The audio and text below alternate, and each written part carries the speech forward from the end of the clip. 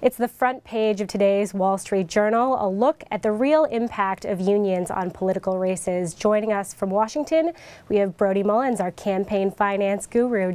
Brody, thanks for being here. How are you?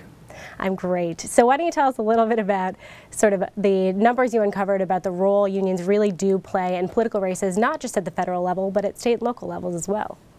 Right. Well, something we've known for years is that labor unions play a huge role in campaigns. But we've never been able to say quite how much they've spent on campaigns because the amount of money that they need to disclose to the Federal Election Commission, it just covers a fraction of their activities. It basically covers their campaign contributions and and some of their other donations, but it does not include the labor union's key political muscle, which is getting out the vote, which is going to their union members and getting them to go vote predominantly for Democratic candidates. So this story attempts to do that. And so what your story tells us is, it's not just that they've spent a little over $1 billion in roughly the past 5 years.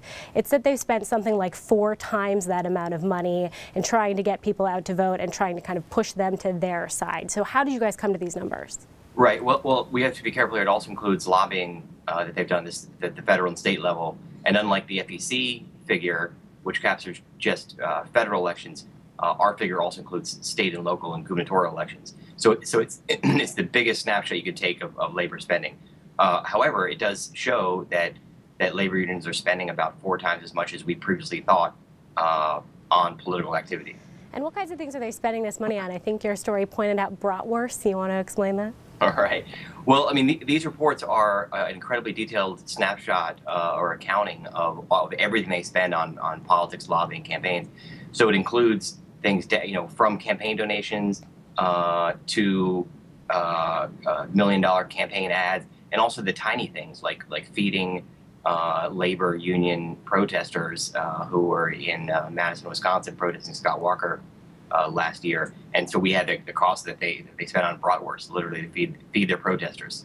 And the interesting thing that you guys point out in your story is that the kind of money that unions spend on rallying voters, it overwhelmingly benefits Democrats in a way that's not necessarily true with contributions you get from, say, corporations. Those tend to be split a little bit more evenly. Is that right?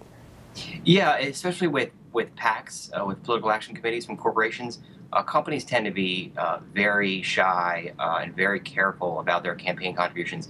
They really just want to be with the winner. And since Democrats win, roughly 50% of the time, they want to be with Democrats roughly 50% of the time.